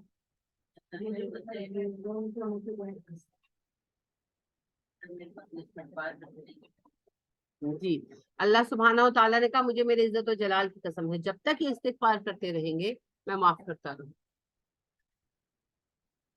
جب تک استغفار کرتے رہیں گے میں معاف کرتا رہوں. اور نبی کریم صلی اللہ علیہ وآلہ وسلم حدیث قدسی بیان کرتے ہیں کہ اللہ سبحانہ و تعالیٰ فرماتے ہیں کہ میرا بندہ جب مجھے پکارتا ہے میں جواب دیتا ہوں, اور جب وہ مجھ سے معافی مانگتا ہے تو میں اس کو معاف کر دیتا ہوں. ایک اور حدیث میں آتا ہے کہ جب بندہ کہتا ہے ربی, اے میرے رب, اللہ جواب دیتے ہیں یا عبدی لبیک, اے میرے بندے میں حاضر. اور بندہ کہتا ہے ربی اغفر لی, اللہ مجھے معاف کر دے, تو اللہ مسکراتے ہیں اور فرشتوں سے کہتے ہیں دیکھو یہ میرا بندہ ہے, یہ گنہگار ہے لیکن یہ جانتا ہے اس کا ایک رب ہے جو سزا دے سکتا ہے اور چاہے تو معاف بھی کر سکتا ہے, اسی لیے میں نے اس کو معاف کر دیا, تم گواہ رہو. پھر وہ بندہ کچھ عرصے بعد کسی گناہ میں مبتلا ہو جاتا ہے, پھر اس سے احساس ہوتا ہے, پھر وہ کہتا ہے رب دیکھتے اللہ مجھے بخش دو, تو اللہ سبحانہ و تعالیٰ پھر مسکراتے ہیں اور فرشتوں سے کہتے ہیں دیکھو یہ میرا بندہ ہے, یہ جانتا ہے کہ اس کا ایک رب ہے جو چاہے تو سزا دے اور چاہے تو معاف کر دے, اسی سبب سے میں اسے معاف کرتا ہوں, گواہ ہے. اور اللہ سبحانہ و تعالیٰ پھر معاف کر دیتے. پھر کبھی ایسا ہوتا ہے, یہ بات تب تک چلتی رہتی ہے جب تک بندہ معافی مانگتا ہے. ایک حدیث قدسی میں آتا ہے اللہ فرماتے ہیں اے ابن آدم مجھے کوئی پرواہ نہیں اگر تیرے گناہوں سے آسمانوں کے کنارے بھی بھر جائیں اور پھر تو مجھے رب مان کر مجھ سے استغفار کرے تو میں تجھے معاف کر دوں گا, مجھے کسی کی فکر نہیں. اے ابن آدم تو اگر میرے سامنے اس حالت میں آئے کہ زمین تیرے گناہوں سے بھری ہوئی ہو لیکن تو نے شرک نہ کیا ہو تو میں اتنی ہی مغفرت لے کر تجھ سے ملوں. استغفار کی یہ اللہ سبحانہ و تعالیٰ کے ہاں مقام اور اہمیت کہ اللہ فرماتے ہیں اگر تیرے گناہوں سے زمین بھری ہوئی اور تو استغفار کرے، ہاں تو نے شرک نہ کیا ہو، تو میں اتنی ہی مغفرت لے کر تجھ سے ملوں گی۔ شرک دیکھ لیں پھر کتنی ظالم چیز ہے نا، اسی لیے علماء شرک پر بڑی سختی کرتے ہیں اور روکتے ہیں لوگوں کو کہ شرک سے باز آ جائے، غیر اللہ کو نہ پکارے۔ لیکن شرک پر اسی لیے شیطان سب سے زیادہ وسوسے اور کمزوریاں پیدا کرتا ہے، کیونکہ جو شرک میں مبتلا ہو گیا وہ جہنم میں ضرور گرے گا۔ اس لیے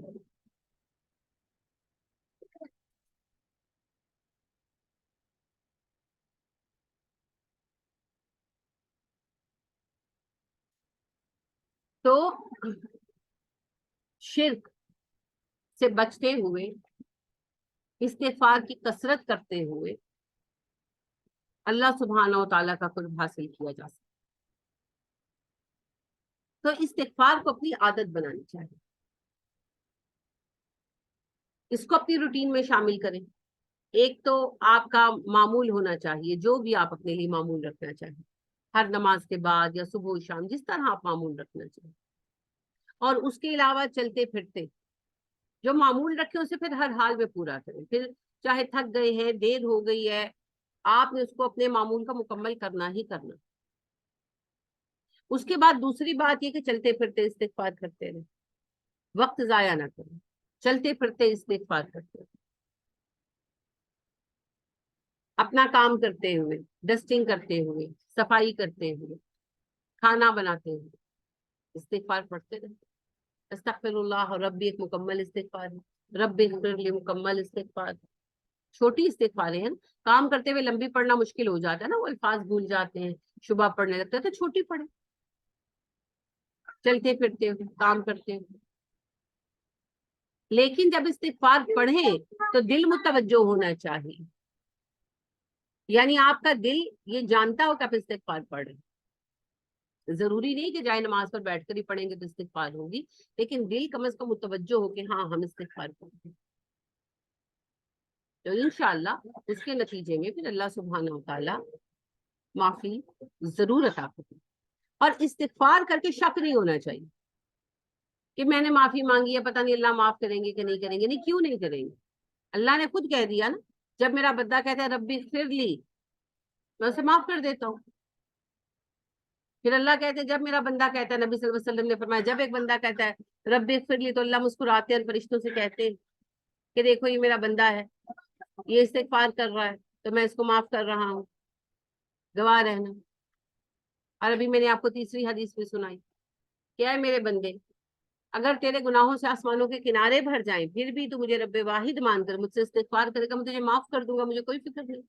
اگر تیرے گناہوں سے پوری زمین بھر جائے پھر بھی اگر تو مجھے رب واحد مانے، شرک نہ کرے اور استغفار کرے، تو جتنے تیرے گناہ ہیں میں اتنی رحمت لے کر تجھ سے ملوں گا اور تجھے معاف کر دوں گا۔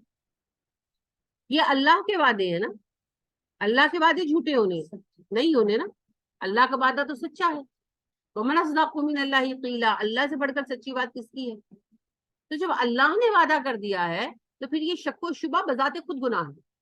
یعنی آپ نے توبہ کی، استغفار کی، اور پھر یہ وہم رکھنا پتہ نہیں اللہ نے معاف کیا کہ نہیں کیا، یہ بھی گناہ ہے، اس پر بھی استغفار کرنی چاہیے کہ اللہ پہ بھروسہ نہیں ہے، اللہ کے وعدے پر بھروسہ نہیں ہے۔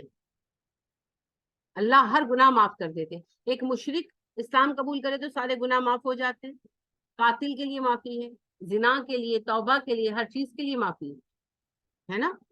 تو بس پھر جب استغفار کریں تو اس پر اعتبار کریں۔ اصل میں نا یہ شیطان کا وسوسہ ہوتا ہے، پتہ نہیں مجھے معافی ملے گی کہ نہیں، پتہ نہیں میں بیکار کوشش کر رہا ہوں، اس طرح کی وہم آنے لگتے ہیں نا ذہن میں، تو اس کی وجہ سے انسان پھر عمل سے دور ہوتا جاتا ہے، انسان نکما ہوتا جاتا ہے، انسان مایوس ہونے لگتا ہے۔ مایوسی شیطان کے ہتھیاروں میں سے ہتھیار ہے،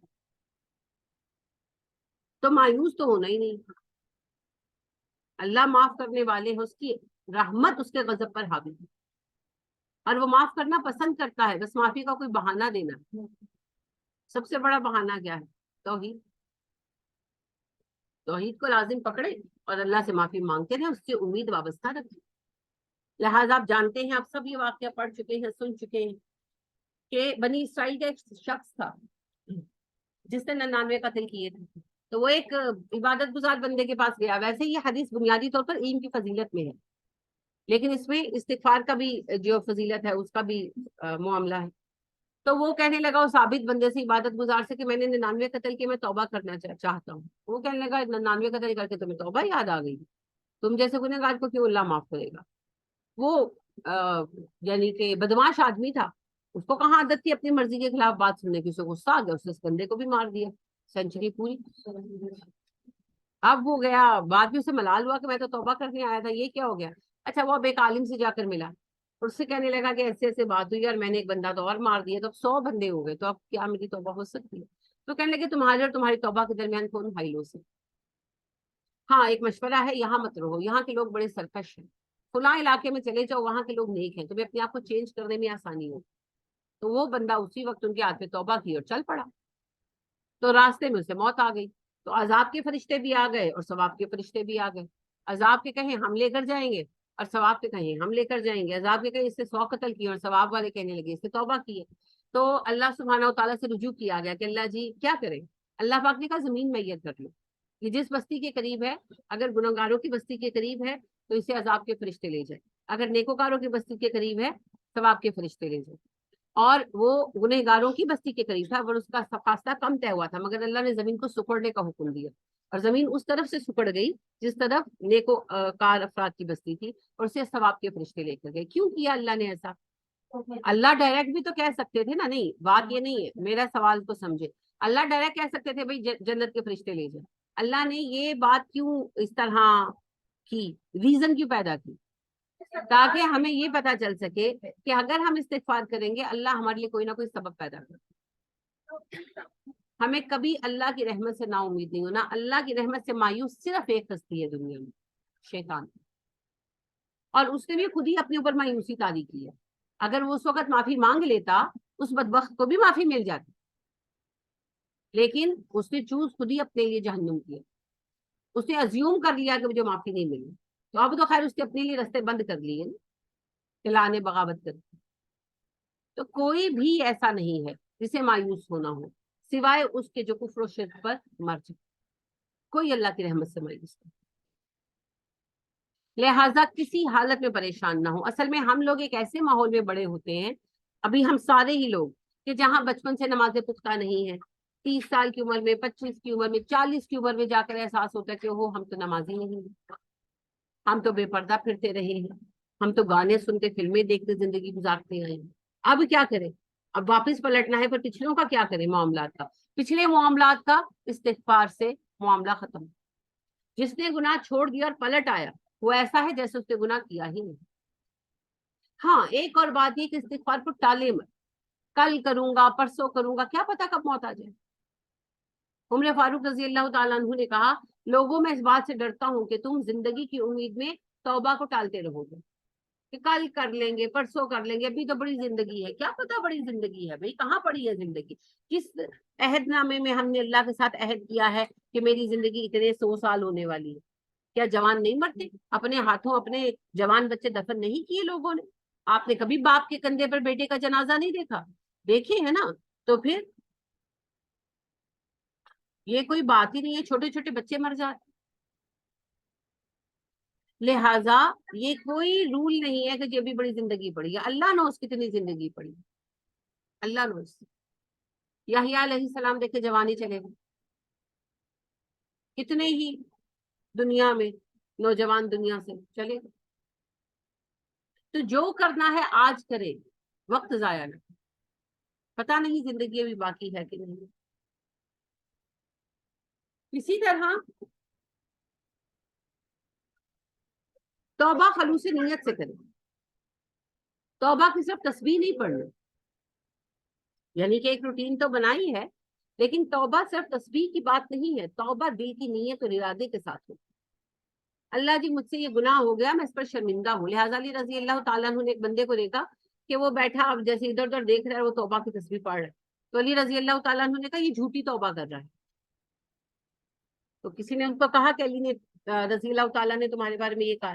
تو حضرت علی رضی اللہ تعالیٰ عنہ سے آن کر ملا اور کہنے لگا کہ علی آپ نے میرے بارے میں ایسا کہا. انہوں نے کہا ہاں. تو کہنے لگا پھر سچی توبہ کیسے ہوتی ہے؟ انہوں نے کہا جب تمہارا دل متوجہ ہو, تمہاری آنکھیں نمناک ہو کہ آپ کو پتا ہے میں نے غلطی کی. اب دیکھیے چھوٹا بچہ ہے آپ کا, آپ اسے بہت پیار کرتے ہیں, آپ کی اولاد ہے, آپ نے اس کی غلطی پکڑ لی اور اس کو کہتے ہیں ادھر آؤ, تم نے یہ کیا, تو سب سے پہلے کیا ہوگا, اس کی باڈی چینج ہو جائے گی نا, اس کا رنگ اڑ جائے گا, اس کا آنکھوں میں آنسو آ جائیں گے, یہ سوچ کر کہ مجھے مار پڑنے والی ہے نا, اس کے منہ سے بات نہیں نکلے گی, ہے نا.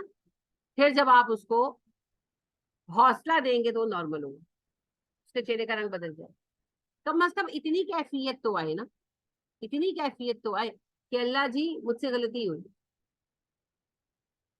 میں اس سزا کے خوف سے کام پر آؤں, اب آپ مجھے معاف. تو یہ جو خوف ہے اللہ سبحانہ و تعالیٰ کی ناراضگی کا,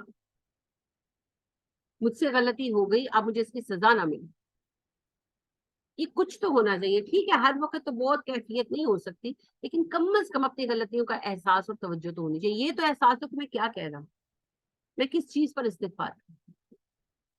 تو صرف ایک عادت نہیں بنا لینی کہ تسبیح چل رہی ہے اور ساتھ وہ صفائی کر لے, وہ ویکھو تے گند پیا ہے, تو پھر یہ اس طرح نہیں ہوتا نا.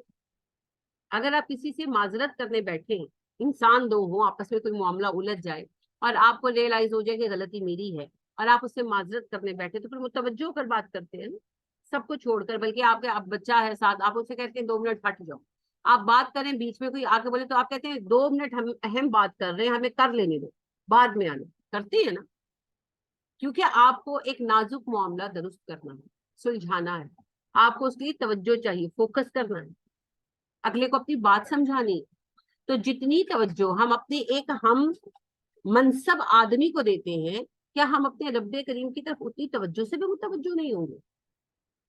تو کم از کم وہی میں نے کہا, ہر وقت دل پر دقت تو ویسی نہیں آ سکتی, وہ ہمارا نصیب نہیں ہے. وہ تو بہت خشوع و خضوع والوں کی کیفیت ہوتی ہے کہ جب استغفار کی آیتیں آتی ہیں تو روتے ہیں, تڑپتے ہیں. جیسے اللہ کہتے ہیں کہ جب وہ سنتے ہیں قرآن کی آیتیں تو ان کے آنسو ان کے جو ہے رخسانوں پر بہنے لگتے ہیں, اور وہ پیشانیوں کے بل گر جاتے ہیں اور اللہ سے استغفار مانگتے ہیں. لیکن یہ کیفیت تو بہت نرم دلوں کی ہے, یہ تو بہت خضوع والوں کی ہے, خاشعین کی ہے. اب ظاہر ہے ہمارے خشوع کی وہ حالت تو ہے نہیں. تو پھر کم از کم اتنا ہو کہ حضور قلب تو ہو. حضور قلب کا مطلب ہے آپ کی توجہ ہو, آپ کو توجہ ہو, آپ کو پتا ہو کہ آپ کیا کہہ رہے ہیں اور کس سے کہہ رہے ہیں اور کیوں کہہ رہے ہیں. ٹھیک ہے, تو لہٰذا استغفار جو ہے وہ ارادے نیت کے ساتھ ہونی چاہیے, توجہ کے ساتھ ہونی چاہیے, اور اس میں آپ کا جو ہے دل حاضر ہونا چاہیے. کیونکہ جب دل حاضر نہیں ہوتا, غافل ہوتا ہے, تو غافل دل کی دعا قبول نہیں ہوتی. تو استغفار دعا ہے, تو غافل دل کی دعا قبول ہے. اور تنہائی میں جب اکیلے ہوں تو ضرور استغفار کریں, کیونکہ نبی کریم صلی اللہ علیہ وسلم نے فرمایا جو اللہ کے خوف سے تنہائی میں آنسو بہایا گیا وہ جہنم کی آگ کو ٹھنڈا کر دے.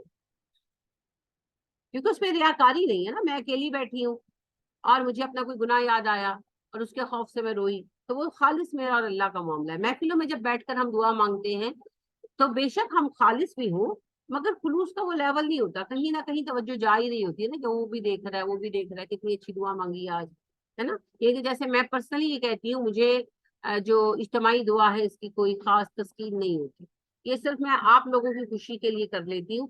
ورنہ جیسی دعا مانگ کے بارے وہ بات جی بڑی اچھی دعا کرائی تھی, وہی پہ بات ختم, ہوتا کچھ تو وہ جو ہے نہیں مزہ آتا ہے. لیکن یعنی کہ وہ بات ہو نہیں سکتی, کہیں نہ کہیں دنیا داری آ جاتی ہے. لیکن اب اس کے اندر یہ ہے کہ دوسروں کی تسکین کے لیے جو محفل میں آئے ہوئے ہیں معززین, ان کے لیے یہ, ورنہ دعا تو تنہائی کی ہوتی ہے. دیکھیے جب ہم نے اپنی کوئی بات منوانی ہوتی ہے اپنی اماں سے, تو اکیلے میں بیٹھ کر بات کرتے ہیں کہ بیچ میں کوئی ٹانگ نہ اڑائے, کوئی بہن بھائی نہ بولے. جب شوہر سے کوئی بات منوانی ہوتی ہے تو اکیلے میں بات کرتے ہیں, محفل میں کون کرتا ہے, تاکہ وہ جب انکار کریں ہم اصرار کریں تو جو بھی ہو ہمارا ذاتی آپس میں ہو. تو اللہ سے بھی بات منوا رہے ہیں, اللہ سے درخواست کر رہے ہیں, اللہ سبحانہ و تعالیٰ سے منت سماجت کر رہے ہیں, تو وہ تو تنہائی میں ہو, وہ لوگوں کے بیچ میں کیسے ہو سکے. تو وہ اللہ سے براہ راست نہیں ہو سکتی اور تنہائی میں ہو سکتی. تو لہٰذا استغفار بھی دعا ہے، فرمائش ہے، عاجزی ہے کہ اللہ مجھے معاف کر دے. تو یہ پھر تنہائی میں بات ہو. ذاتی حساب کتاب تو تنہائی میں ہوتے ہیں، تو وہ اللہ سے تنہائی میں ہے.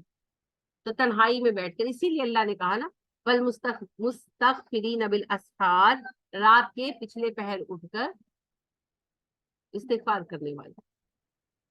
پھر ایک اور سورہ آیت میں آتا ہے وَهُمْ يَسْتَغْفِرُونَ بِالْأَسْحَارِ، اور یہ وہ ہیں جو استغفار کرتے ہیں راتوں کے پچھلے پہر. بات ایک ہی ہے دونوں میں، انداز بیان تھوڑا سا مختلف. کیوں پچھلے پہر کی خصوصیت آئی؟ تنہائی، تنہائی، اکیلے بیٹھتے ہیں، خالص تنہائی ڈھونڈتے ہیں، اور پھر رو رو کر اللہ کو بتاتے ہیں اللہ جی یہ غلطی ہوگی، اللہ جی یہ غلطی ہوگی، اللہ جی یہ غلطی ہوگی، اب مجھے معاف کر. اور پھر خالص اللہ کو ملنے کے لیے اٹھتے ہیں نا. لیکن جی صبح تو اٹھنا ہی ہے. اگر اللہ نہ کرے میں نماز کے لیے نہ اٹھوں تو گھنٹے بعد پھر اٹھنا ہی پڑے گا، ناشتہ نہیں بنانے، وہ تو اٹھنا پڑے گا. لیکن تہجد میں مجھے کسی نے نہیں اٹھانا. اگر میں 2 بجے نہیں اٹھتی نماز کے لیے تو کون اٹھائے گا؟ سارے خود سوئے ہوئے، کس نے اٹھانا؟ وہ اٹھنا خالص اللہ کی رضا کے لیے، وہ کسی اور مقصد کے لیے نہیں. تو وہ اللہ کو بہت محبوب ہے کہ یہ اپنے نرم بستر سے اٹھا ہے نا. بستر سے اٹھنے سے بڑی آزمائش کوئی نہیں، میں تو یہ مانتی ہوں. چاہے سردی ہو تو چاہے گرمی. لوگ کہتے ہیں سردی میں کہتی ہوں سردی ہو گرمی ہو، گرمیوں میں بھی تو ہم نے اے سی چلائے ہوتے ہیں، کمفرٹیبل بیڈ روم ہوتے ہیں. بیڈ روم سے باہر آؤ تو باڈی کو نارملائز ہونے میں تھوڑا ٹائم لگ جاتا. اور ان چیزوں سے ہٹ کر بستر کتنے آرام دہ ہیں، مزے سے سو رہے ہیں، کوئی اٹھا بھی نہیں رہا، کوئی ذمہ داری بھی نہیں ہے. صرف اس لیے اٹھ رہے ہیں کہ میں نے اپنے رب سے بات کرنی ہے نا. دیکھیں یہ ہے لگن، یہ ہے لگن. جیسے اچھی خاصی ٹھنڈ ہوتی ہے نا، تو جن بچوں کے افیئر چل رہے ہوتے ہیں نا بے وقوفوں کے، تو وہ چھت کے اوپر ٹہل رہے ہوتے ہیں، ماں یہ آوازیں دے رہی ہوتی ہیں، نہیں سن رہے ہوتے. کھانا ٹھنڈا ہو رہا ہے، کوئی گل نہیں امی جی میں کھا لاں گا، کیا ہو رہا ہوتا ہے؟ وہ ان کی بے وقوفیاں ہے، مگر ہوتی تو لگن ہے نا. وہ لفظ کی لگن ہوتی ہے، یہ قلب کی لگن ہے، خالص اللہ. یہ محبتیں ہیں. اسی طرح آپ دیکھیں کہ ماں اٹھا دے کبھی رات میں تو موڈ آف ہو جائے. اٹھ تو جاتے ہیں پر منہ بنا ہوتا ہے، ہاں جی امی جی ہاں دسو، ایسے منہ بنا ہوتا ہے. شادیاں ہوتی ہے، شوہر اٹھا دے، طبیعت خراب ہے یا کچھ بھی ہے، یا نیند نہیں آ رہی، اٹھا دیا کچھ بنا دو، تو بس نہیں چلتا، ان کے سر پہ لا کے چیز مارے، برداشت کر لیتے. لیکن جب اپنا بچہ پیدا ہوتا اور وہ اٹھاتا بھی نہیں، وہ خالی کرتا اور ماں اٹھ کے کیا ہوا میرا بچہ ہے نا. محبت ہے. یہ محبت کی لیولز ہے. محبت تو ماں سے بھی ہے، محبت تو شوہر سے بھی ہے، لیکن محبت کی شدت وہ رہی نا جو بچے کے ساتھ ہے. لہٰذا ماں کے ساتھ بچہ سو رہا ہے، ماں بھی سو رہی ہے گہری نیند میں، اور بچہ کروٹ لیتا ہے اور ماں اٹھ جاتی ہے. بچہ اون کرتا ہے اور ماں اٹھ جاتی ہے. اپنی ماں آوازیں دیتی رہتی ہے تو ہم نہیں اٹھتے، لیکن جب خود مائیں بنتی ہیں تو بچہ خالی اون کرتا ہے اور ماں اٹھ جاتی ہے. یہ محبت ہے. تو اللہ کی محبت میں کیا ہم اتنے بھی آگے نہیں بڑھے کہ اللہ کی محبت ہمیں ہمارے بستر سے اٹھا سکے، اور ہم صرف اللہ سے بات کرنے کے لیے اٹھ کر آئیں؟ اس لیے رات کا اٹھنا اتنا اللہ کی نظروں میں باوقار ہے کہ وہ اٹھنا صرف اللہ کی رضا کے لیے، کسی مقصد کے لیے نہیں. ایک تو اس میں ریاکاری ہو نہیں سکتی نا، سوائے اس کے کہ میں پکڑ پکڑ کر بتاؤں کہ آج راتی پہ تہجد پڑی سے. ورنہ کیسے پتا چلنا؟ گھر والے بھی سارے سوئے ہوئے، نماز کے لیے بھی کوئی اٹھے گا کوئی نہیں اٹھے گا. لہذا نو ون نوز کہ آپ رات کو اٹھے. اور دوسری بات، یہ اٹھنا کسی کام کے لیے نہیں ہے، یہ صرف اللہ کے لیے، صرف اللہ.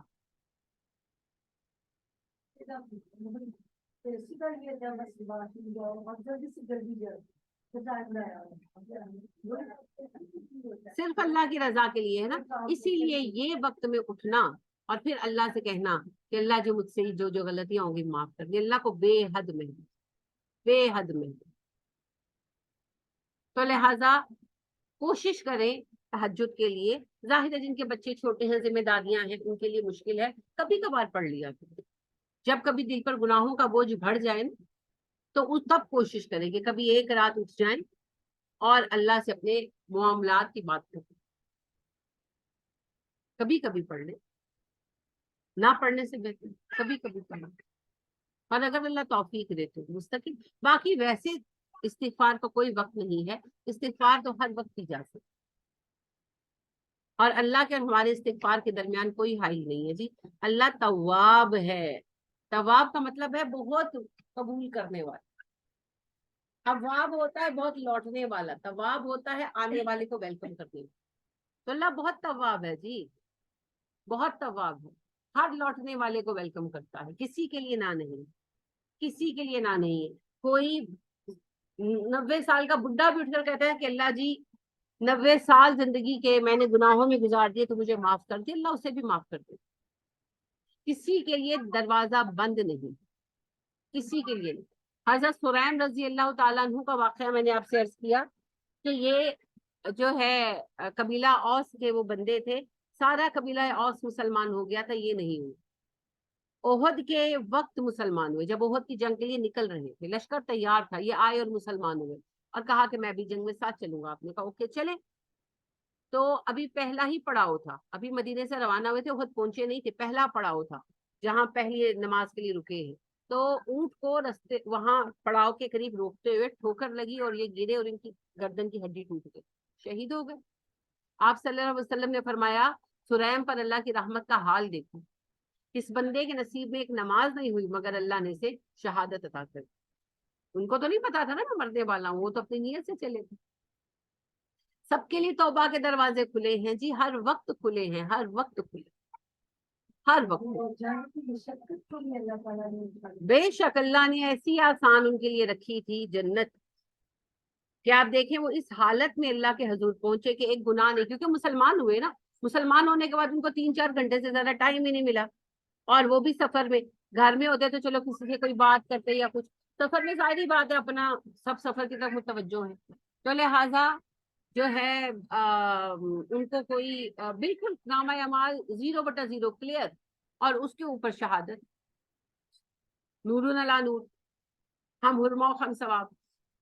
اللہ کی عنایتیں ہیں, نعمتیں ہیں, جسے چاہے عنایت کر. بے شک الحمدللہ. اس میں یہ بھی یاد رکھیں کہ گھر والوں کی پتہ نہیں کتنی دعائیں ہوں گی نا ان کے پیچھے, فیملی تو مسلمان ہو چکی تھی نا ساری, تو دیکھ لیں پھر اللہ نے ایسی قبول فرمائی. اسی لیے میں کہتی ہوں کہ بچوں کے حالات دیکھ کر یا اپنی فیملی کے حالات دیکھ کر ہمت نہ چھوڑے, دعا مانگتے رہیں. اب حضرت سریم کو ہی دیکھیں, کافر تھے, مشرک تھے, لیکن فیملی ساری مسلمان ہو گئی تھی. پتہ نہیں کتنی دعائیں تھیں ان کے پیچھے کہ اللہ نے مرنے سے چند گھنٹے پہلے انہیں اسلام کی توفیق دی, اور وہ مسلمان بھی ہوئے, جہاد میں شریک بھی ہوئے, اور شہادت کی موت بھی ہوئی. اور نامہ عمل کیسا لے کر گئے اللہ کے پاس؟ 0/0, خالی, کلیئر. سچ مچ وہ اس حال میں گئے کہ ابھی جیسے ماں کے پیٹ سے پیدا ہوئے, کیونکہ جو مسلمان ہوا اس کا تو سارا کھاتا کلیئر ہو گیا, نیا کھاتا کھلنا ہے, اوپر سے جو ہے وہ شہادت. آخری عمل جہاد میں جتنا سفر طے کیا, سریم جی, سوات سے. تو یہ اللہ کی عنایتیں ہیں جی.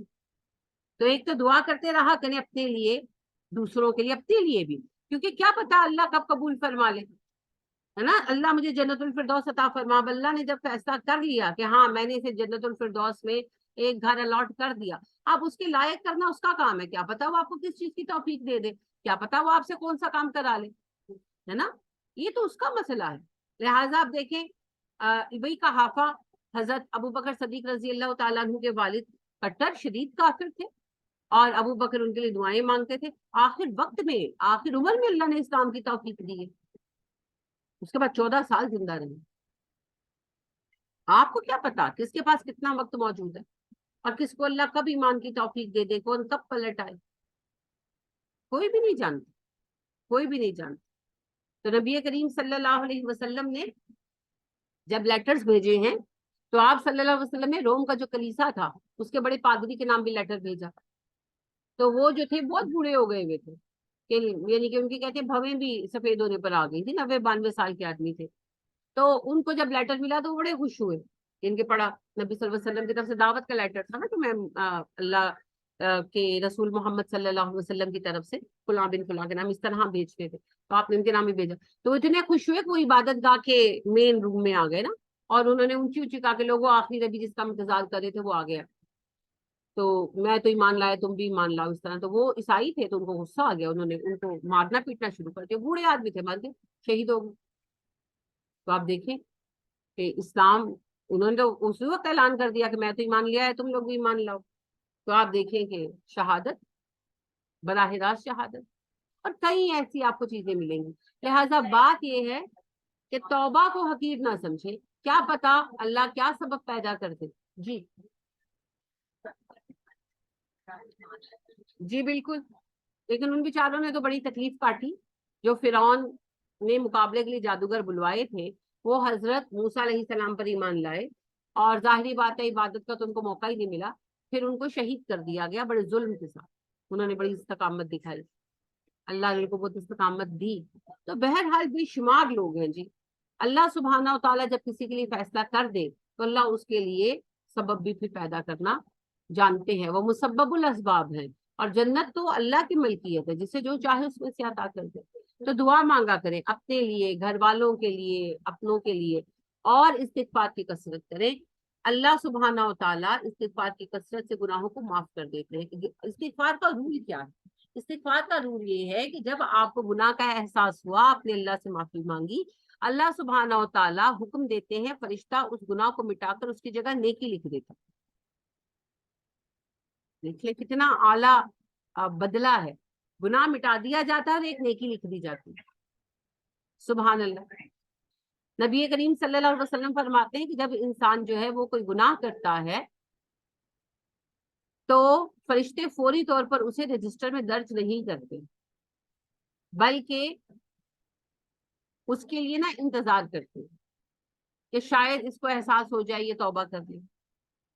مگر جب وہ توبہ نہیں کرتا تو پھر فرشتہ اس کو لکھتا ہے.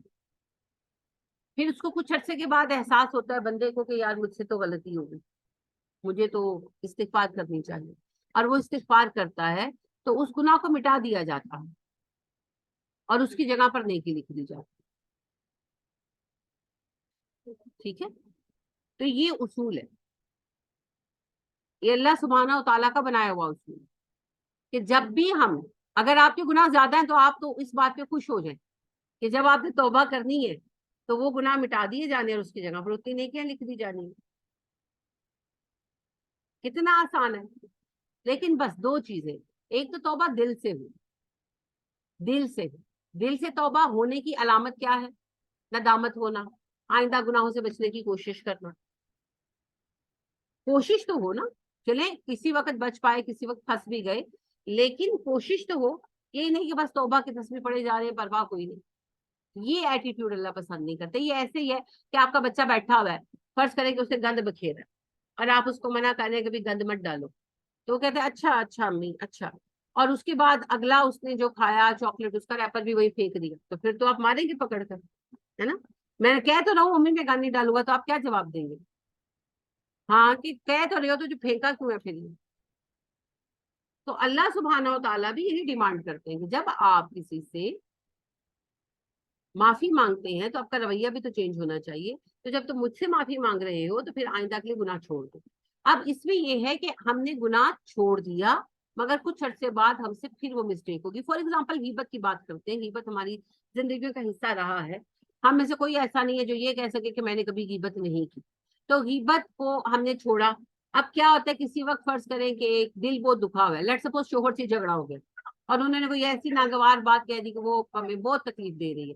تو پھر اماں کو فون کیا یا بہن کو فون کیا, تو پھر وہ قصہ سنائے تو غیبت ہو گئی نا. اب بعد میں ریئلائز ہوا کہ میں نے تو غیبت سے توبہ کی تھی, لیکن اب میں تو غیبت کر بیٹھی, اب کیا کروں؟ اب استغفار. یہ اور سینیریو میں ہم نے جس گناہ سے توبہ کی, ضروری نہیں کہ پہلی دفعہ میں استقامت ہو جائے. جتنی دفعہ وہ گناہ ریپیٹ ہو اتنی بار توبہ کریں. فرض کریں آپ نے نماز نہیں پڑھتے ریگولر, تو عادت بنائی کہ میں نے استغفار کی کہ اللہ جی اب میں مستقل نمازی ہوں, میں نماز نہیں چھوڑوں گا. لیکن اگلی نماز پھر قضا ہو گئی. خیال نہیں, عادت نہیں ہوتی تو پتہ نہیں نہ چلتا. پھر استغفار کی, پھر اگلے دن پھر نماز قضا ہو گئی. تو گھبرانا نہیں ہے, تب تک لگے رہیں جب تک استقامت نہ ہو جائے. اس کا یہی حل ہے. یہ خلاف نہیں ہے توبہ کے. توبہ کے خلاف یہ ہے کہ گناہ کیے جانا اور استغفار کی تسبیح پڑے جانے, کہ ارادہ کوئی نہیں ہے چھوڑنے کا. فرض کریں کوئی سود کا کام کرتا ہے, تو وہ سود کا کام کیے جا رہا ہے روزمرہ پر، اور ساتھ میں استغفار کی تسبیحاں پڑھے جا رہے ہیں، یہ اللہ نہیں پسند کرتا۔ اللہ خود کہتے ہیں، سورہ آل عمران میں بھی آپ نے پڑھا ہے اور سورہ یونس میں بھی یہ بیان ہے، اللہ سبحانہ و تعالیٰ کہتے ہیں کہ نہیں، توبہ ان لوگوں کی نہیں ہے جو توبہ کیے جاتے ہیں اور سرکشی میں بڑھتے جاتے ہیں، توبہ تو ان کی ہے جو باز آ جاتے ہیں، پلٹ آتے ہیں اور پھر اصلاح احوال کر دیتے ہیں۔ تو توبہ کے لیے یہ چیز ضروری ہے، اپنی اصلاح کریں، سب سے پہلے تو اس گناہ سے رک جائیں، دوسری بات اصلاح کریں، اور تیسری پھر اللہ فرماتے ہیں وبینوا، واضح بھی کر دیں، یعنی اگر کوئی پوچھے کہ پہلے تو تم ایسے کرتے تھے تو تسلیم کریں کہ بھائی ہم غلط تھے، ہو گئی غلطی، اس کو آپ حجت نہیں بنا سکتے۔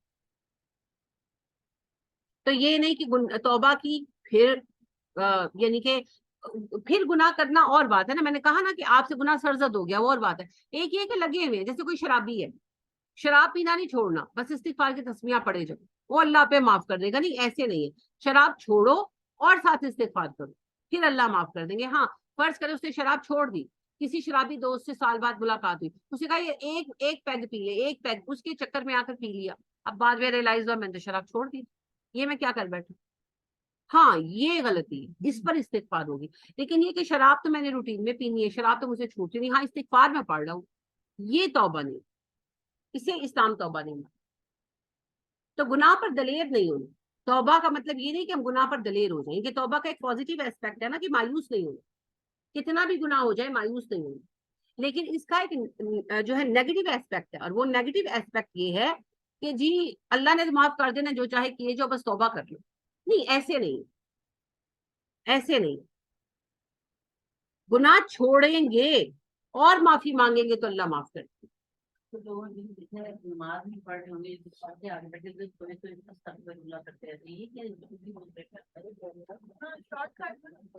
دیکھیے پتہ کیا ہے، اگر تو کوئی بندہ بے نمازی ہے اور اس کو کسی عمر کے حصے میں جا کر احساس ہو گیا، چاہے 70 سال کی عمر میں جا کر احساس ہو، اور انہوں نے اپنی نمازوں کو پکا کر لیا، اللہ معاف کر دے۔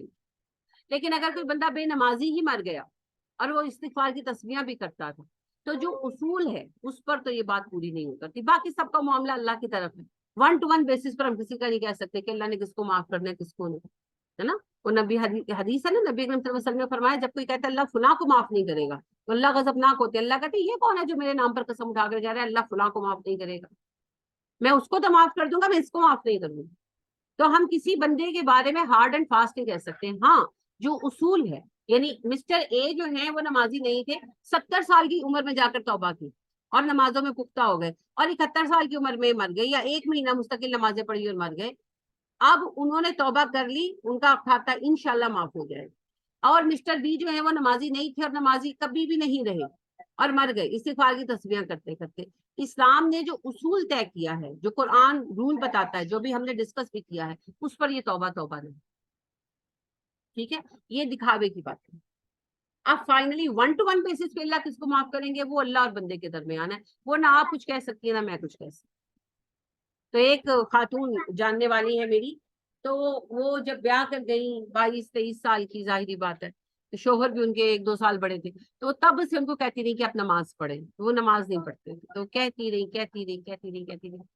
ان کے شوہر 80 سال کے تھے جب انہوں نے نماز باقاعدہ پڑھنی شروع کی، ان کے جیسے نا کبھی پڑھ لی کبھی چھوڑ دی، ایک پڑھ لی، تو 80 سال کی عمر تھی ان کی، ان کے شوہر کی، اور وہ خاتون خود جو ہے 77 ایئرس کی تھی، تو وہ ان کے شوہر جو ہے نماز پر پختہ ہو گئے، اور پھر وہ مرتے وقت تک نماز پر مستقل ہی رہے، ہمیش کی، کیا پتا کس کو کب ہمیش کی مل جائے، لہٰذا یہ فیصلے اللہ کے لیے چھوڑ، ہمیں نا افراد کے بارے میں جج نہیں بننا، وہ ہمارا کام نہیں ہے، کیا پتا اللہ آخر لمحے میں کس سے بدل دے، اور یہ بھی ہوتا ہے جی آخر لمحے میں کس کو اللہ چھوڑ دے، کیونکہ انما الاعمال بالنیات، نیت بھی بڑا میٹر کرتی ہے۔ لہٰذا ایک صاحب تھے، نام تو ان کا بھی بڑا اچھا ہے لیکن مجھے یاد نہیں ہے اس ٹائم، یہ بھی احد کا ہی واقعہ ہے کہ احد کی جنگ میں وہ شریک ہوئے، بہت بہادری سے لڑے، بہت بہادری سے لڑے، کہ صحابہ کہتے ہیں کہ ہم حیران تھے کہ یہ بندہ کس یعنی حوصلے سے لڑ رہا ہے، تو کہتے ہیں ہم نے نبی صلی اللہ علیہ وسلم سے تعریف کی، ابھی احد کا شروع تھا جنگ کا، تو کہتے ہیں ہم نے تعریف کی کہ اللہ کے نبی صلی اللہ علیہ وسلم آج تو یہ فلاں صاحب تو کمال کر رہے ہیں، آپ نے کہا ہاں مگر یہ جہنمی ہے، صحابہ حیران ہو گئے. اب دیکھیں نا صحابی ہے, جنگ میں آیا ہے, لڑ رہا ہے, اور ایسا لڑ رہا ہے کہ سینئر صحابہ حیران ہو رہے ہیں کہ بھئی کیا شجاع آدمی ہے, کیا شجاعت ہے اس. آپ فرماتے ہیں ڈائریکٹ ہی یہ جہنمی ہے. حالانکہ نارملی آپ ایسی باتیں کرتے نہیں ہوتے تھے, مگر آپ نے کہا ہاں مگر یہ جہنمی ہے. تو جو ہے کعب, وہ کہتے ہیں کہ میں اس کے پیچھے پیچھے رہا, میں دیکھنا چاہتا تھا کہ نبی صلی اللہ علیہ وسلم نے اس کے بارے میں یہ کیوں کہا. پھر یہ ہوا کہ وہ بہت زخمی ہو گئے, بہت زخمی ہو گئے, اور آخر میں زخموں کی تاب نہ لا کر اس نے اپنی تلوار کھڑی کر کے اس کو گرا کر خودکشی کر.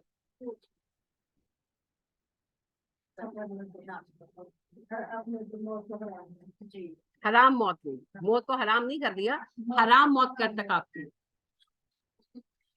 جی جی خودکشی کرتے.